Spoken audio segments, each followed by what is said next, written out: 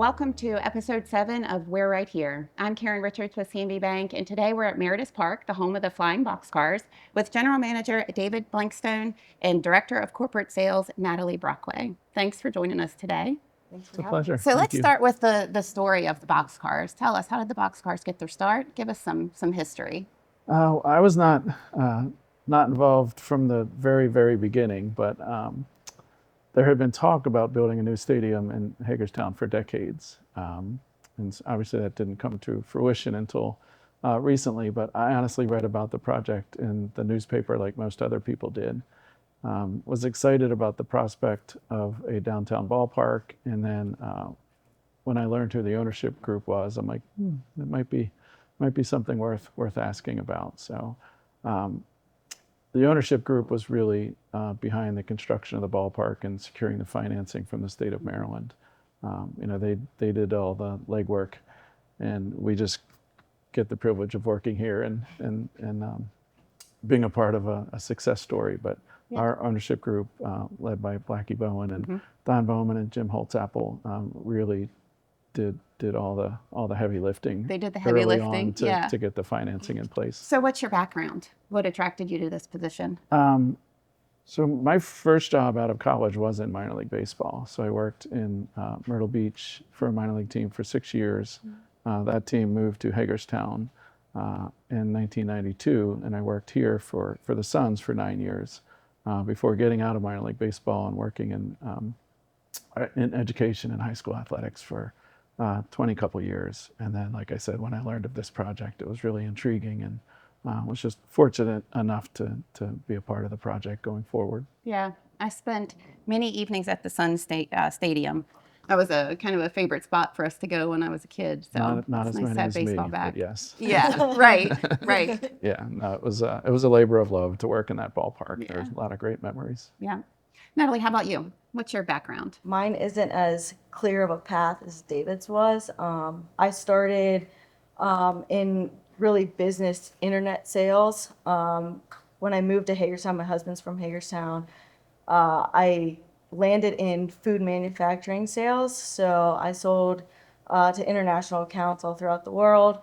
When the rumors of this team came up, it was intriguing, not in just the sense that it was sports related, because I'm a huge sports fan, but also in the fact that, it's kind of the renaissance of downtown, and you can be, part of something bigger than just a job.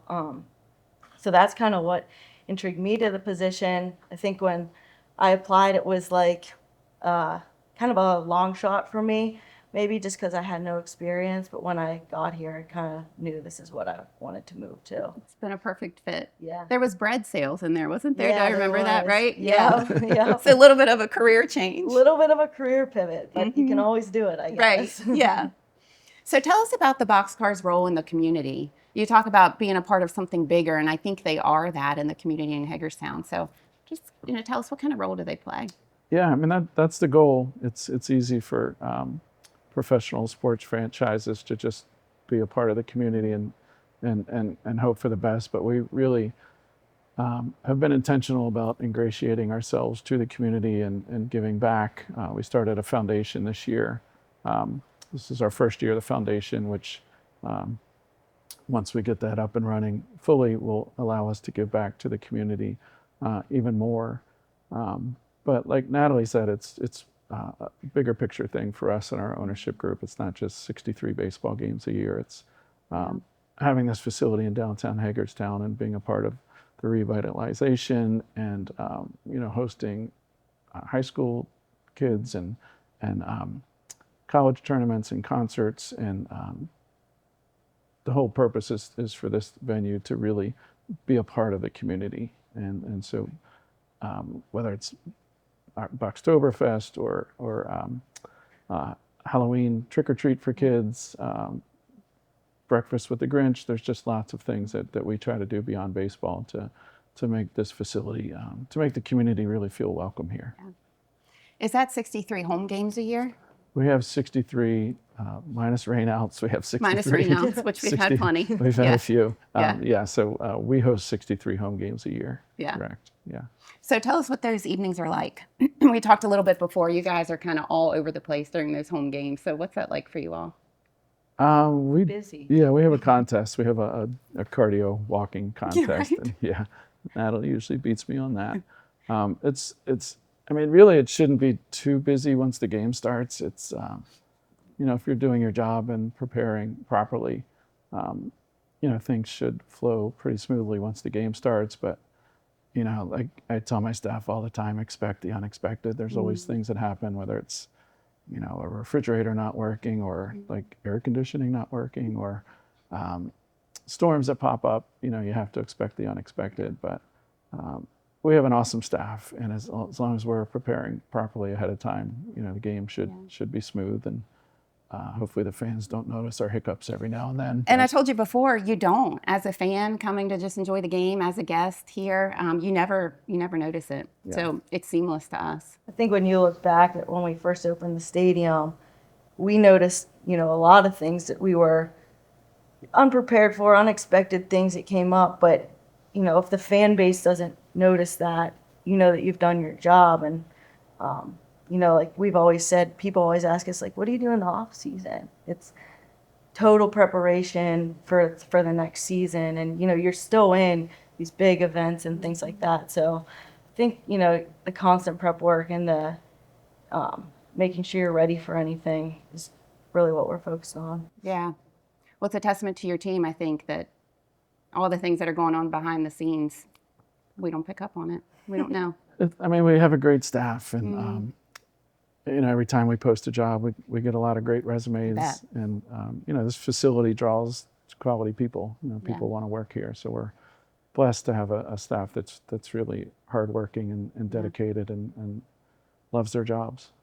So tell us about some challenges with managing a team. So aside from air conditioning or refrigerator going out, where do you find the players? How does recruiting work? Most of that falls to our manager. We've had 2 managers this year. We had a managerial change back at the end of May. So really, a lot of the paperwork falls on my lap as far as contracts and arranging housing and transportation. But as far as recruiting players, really, most of that falls to the manager.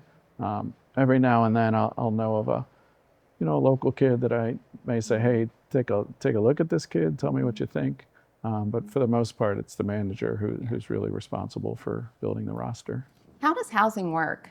I think we've talked about it a little bit. How does housing work for the players?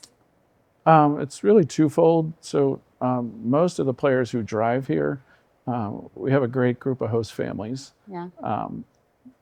And so most of those players will live with host families. And then we lease about, I think this year we leased 4 apartments in downtown Hagerstown for players who flew here, who don't drive. And all those apartments are within walking distance of the ballpark. So it's an important piece of a player's experience when they go to a city is housing. Right. So we try to do the best we can to set them up in housing that's comfortable and that will allow them to focus on the baseball stuff. Yeah. So for you all, you obviously both have a love for baseball. So how do you balance that with the business side of it? Go ahead. You want me to make my joke? Yes. Baseball was just the icing on top for me, Yeah. if I'm honest. Like, do I love sports? Yes. Do I love baseball? Do I love watching the game? Yes. But I think, bigger picture, I'm in it for the community, and I'm in it for, the sense of pride that I carry with this job. And I think a lot of our staff is in for that as well. David and I were just talking the other day how a lot of our staff is pretty young, but they've taken ownership of their roles pretty quickly. So I think it allows them to, have the freedom and flexibility to build something, for themselves from the ground up and for the team as a whole. So I think baseball is just the icing on the cake for It's me. the icing on the cake. Yeah. And there's not a lot of baseball watching going on game days for us. Like for instance, we're going to an Orioles game tonight, and sometimes it's just nice to to go to other sporting events and be off the clock and Right. let other people do the work. Right. I mean, I love the industry and I love the business, but it's not a lot of baseball watching on game days. No, So no, it's the business side for you. yeah. So let's talk about some local partnerships like community banks or small businesses and how they've worked well with the Boxcars the last 2 seasons. I think, we've built our business much like a small business or a community bank. It's built on trust. It's, built on what people want to see, being able to get a hold of you, you know, a sense of pride in the community. I think the two kind of go hand in hand when it comes to working with each other and when it comes to having a partnership. I think, looking at CMB Bank as a partner, we're always looking at ways that we can help you and that ways that you can help us. So it's kind of like a give and take. I think it's like a perfect merriment, of a partnership. Yeah, I mean, I look at it like it's a two-way street. I think we have a really popular brand that businesses in this community want to be a part of. And we want to be able to give back as well. So it's not, like I said earlier, some franchises, some organizations just want to kind of take and take and take. And that's, from day one, that's not our purpose or our goal. It's to really be ingrained in the community and to give back as much as possible. Mm-hmm. Yeah, and I'll say for us, it's definitely something that we knew from day one we wanted to be a part of. And we've even sat down and looked at our sponsorships because I remember you saying after last season, like, this is where you guys are. I don't think you're getting enough out of this. Let's kind of switch it over to something else. Yeah. So what you just said is exactly right, and we appreciate that. Yeah, I mean, we want it to work. We want our clients and season ticket holders and customers to feel like they're really invested as much as we are. That's the goal. So let's talk about fan promotions. What are some of the most successful promotions you've run? Fireworks Yeah. are just kind of a staple in minor league baseball. Mm-hmm. So really, Friday night fireworks have been our most popular so far. It's not the most creative, but it people love it. works. Yeah, people love it. So, we did a Hagerstown, Yellowstone night. Yeah. This year, we did a Taylor Swift night last year. There's lots of different crazy, funny things that minor league baseball franchises do. I don't know, maybe you have one that sticks out I mean, to you last as well. year, like the Philly Fanatic was here, and Yeah. while it's not exactly the market that's probably represented in Major League Baseball here, it's the Orioles or the Nationals. It drew a ton. It's probably one of the most requested mascots in professional sports. Yeah. So when he was here, it's like we drew maybe an audience that we don't always draw, but it was really fun. He has a lot of skits that he does himself. So that was one of the ones that really come to mind here. We did tribute to the Warped Tour this year because it's the 30th anniversary of Warped Tour. So just the music and things like that. Those promotions are, really value add when you're coming to a baseball game, but they seem to work and the audience seems to like them. Everybody knows the Philly Fanatic. Yeah. But you know who's popular now too is Striker. Yeah. Everybody wants to see Striker Striker. is our most requested asset. I Yeah, think. yeah, for So- sure. Definitely. Yeah. So how do you keep younger fans engaged? So I was telling David before, I have a 13-year-old and a 6-year-old. 13-year-old plays baseball, loves to come and watch the game. 6-year-old doesn't play, but she still loves to come and watch. And she's never bored. She doesn't want to go home early. She just has a great time. So how do y'all do it? Well, we have a part of the ballpark dedicated to families and kids, the DRB Homes family section. So we have inflatables, and I think that, to be honest with you, I think that's a part of the ballpark that we can look to grow and improve going forward. But a lot of the promotions that we do, we have every Sunday the kids are allowed to come out on the field before the game and play catch, and then after the game, Yeah. the kids run the bases, and we have our boxcar bookworms program. So there's lots of things that we do that are really specifically geared towards kids and families. And Education Day. I mean, we had sellout crowds on both Education Days this I year. remember.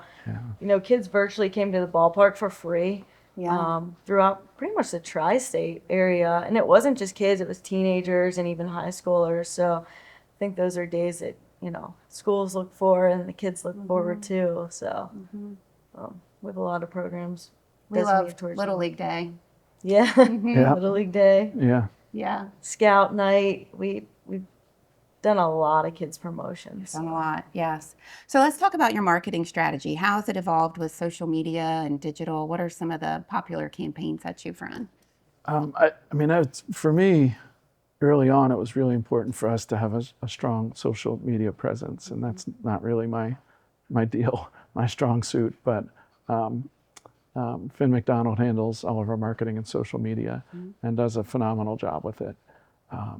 And I really think that's led to a lot of our success is the quality of our content, and our social media presence has been really, really strong from day one. And again, that was intentional. I think that's kind of where we're headed now. Natalie can speak much better to social media than I can. Ever evolving, as we all know. Finn's done a really good job of being timely about, the post, and timing is always a thing when it comes to social media. With a lot of our events and promotions, we're intentionally putting things out when we do, and he's grown our following tenfold. When I think back of when we did like the logo reveal, he was operating on essentially no content. We didn't have a ballpark, we didn't have a brand, anything. So he's built that really from the ground up, and I think he's done a really good job of it. But I think it's always a case where it can keep growing and keep growing, and you're always looking for that viral moment. So we've had a couple things kind of take off in the recent weeks. We got the Meta glasses and had the ball boy run out and do his whole spiel out on the field with exchanging balls and things like that, and that kind of took off on TikTok a little bit. He's just started this TikTok account, so we're trying to grow that. Yeah, I didn't know y'all were on TikTok. Yeah. I think it had like hundreds of thousands of views. He told us the number last week, but I can't remember what I think it was 300,000. Nice. So does he have a marketing team, social media team? He's a one-man He's doing it by show. himself? Yeah. No, he's like never off the clock, 24/7. I mean, he's always posting highlights from games and player of the game and player of the homestand and promotion. So he does a really good job. Yeah. So what exciting events or promotions are coming up with the remainder of the season? You're kind of in the home stretch here now. What do we have coming up? I go like homestand to homestand. I can't even think about what we No. have. I mean, we have a tribute to Maryland night coming up, so Yeah. we've got some uniforms that nobody's seen before. Yeah, they're really cool. Okay. Maryland uniforms, yeah. It's a crab bucket and mallet giveaway, so we'll do some food and beverage that's themed towards, Maryland-based companies and things like that. That's going to be a cool one. The Fanatic is coming back too. Okay, good. Yeah. Yeah. So we've got a couple things lined up, and then we have a lot of post-season events that we're kind of gearing up for now and planning for. So bringing back Boxtoberfest, so that's like our take on Oktoberfest. What else? Our Christmas show will be, our holiday show will be new this year. That'll be Friday, Saturdays, and Sundays from Thanksgiving to Christmas, sponsored by the Brick House Tavern. So that'll be new for us this year. It'll be holiday themed, weekends from 5:30 to 9. So there'll be a train going around the field with different Christmas activities going on. There'll be a petting zoo and inflatables. Wow. So again, just trying to positively impact the downtown area and all year round. Year round, and also to give families just another reason to visit the ballpark and have a different experience. So it's a big undertaking for us and our staff, and we're excited to do it. Your calendar's full the whole year, not just full. during the baseball Getting season. Yeah. There is no off season, like you said. No. So what's the vision for the next few years? How do you see the brand growing? It would be nice to win a few more games, and I think we're headed in the right direction.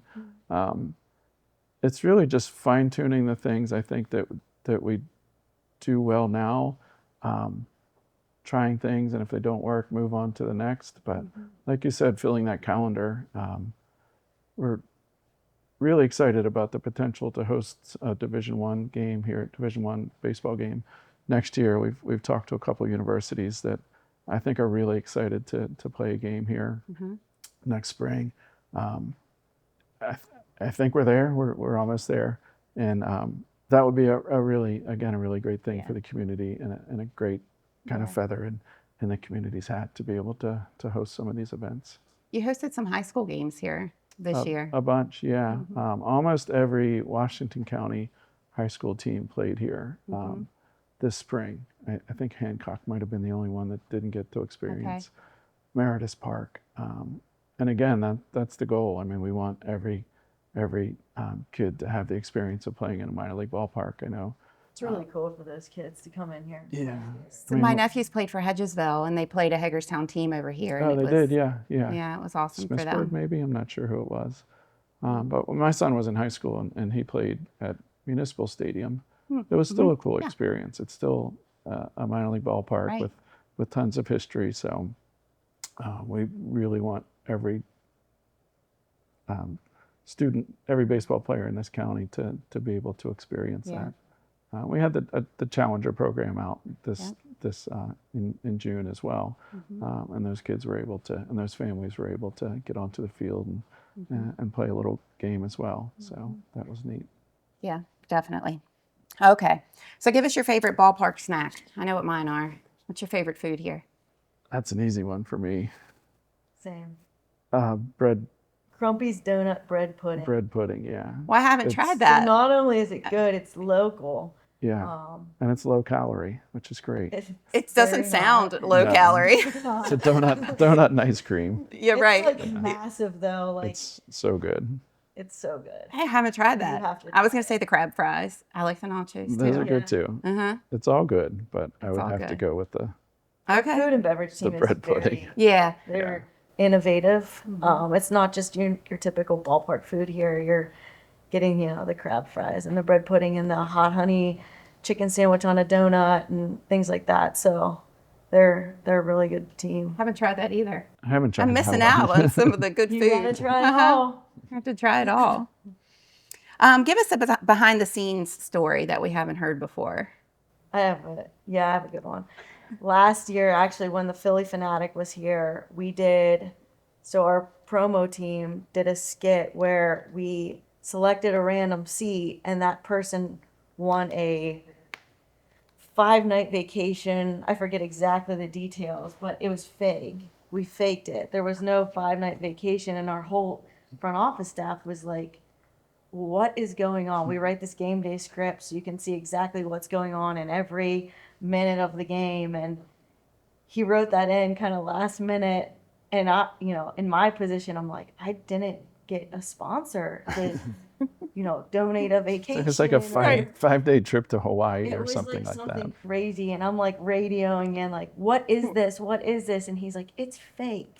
And it was just like the funniest thing because our whole front office had no idea what was going on, and then to learn that it was fake, it was really funny. Like pranks on you, kind of funny. Yes, Yeah. right. Well, pranks on everyone. all 3,000 people. Yeah. Because I think the Fanatic actually won it. So That's cool. Yeah, perfect. All right, if you can invite any baseball legend, past or present, to throw the first pitch at Meritus Park, who would it be? I would say, for me, it would be Willie Mays. We did a Willie Mays night earlier in the year, which got a lot of great feedback. We had some Negro League museums displays here and got a lot of great feedback from the community. But he played his first game in Hagerstown against Hagerstown. He was a member of the Trenton Giants back in 1950. So, didn't have a great experience socially here. 1950 was a bit of a different time, but he came back years later and made amends, and he passed away, obviously, but it would have been neat. It would be neat to have him, would have been neat to have had him back and to see this ballpark and see how much the community has grown since then. Nobody better. Yeah. Yeah. All right. So what's the quirkiest or most unexpected thing that's ever happened during a game? Just last week, we had some dogs who were performing. Mutt's gone nuts. Mutt's gone nuts. So they're like frisbee catching dogs on the field. And I've seen them at basketball games and football games before performing. Apparently they hadn't done many baseball games because the woman literally set up right in between home plate and the pitcher's mound between innings. And our pitcher was out there looking to warm up, just looking around like, what do I do? He I think couldn't. our whole Where do staff we was go? like, What do we do? What is she doing? I was like, get her out of there. That's not where she's supposed to be No. setting up with her dog. Anywhere but there. And the dog was just ready to go. Oh, yeah, I bet. Yeah, He was just waiting for her to throw that frisbee. not exactly the way that we would have wanted it to happen, but Yeah. you live and learn, and You live and learn. it was Definitely unexpected. unexpected. Yeah. Yeah. It was funny. It was. Now it's funny. It wasn't so funny at the time.